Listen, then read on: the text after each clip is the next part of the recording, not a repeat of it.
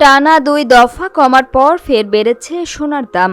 এবার ভরিতে ৩,২৬৬ টাকা বাড়িয়ে সবচেয়ে ভালো মানের অর্থাৎ ২২ ক্যারেটের ১ ভরি সোনার দাম নির্ধারণ করা হয়েছে ২,৫৮,৮২৪ টাকা, যা আজ শনিবার সকাল সোয়া ১০টা থেকেই কার্যকর হয়েছে।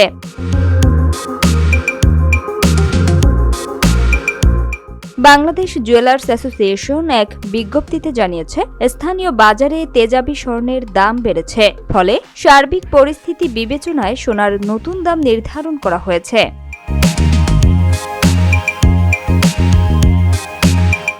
সোনার সঙ্গে দেশের বাজারে বাড়ানো হয়েছে রূপার দামও।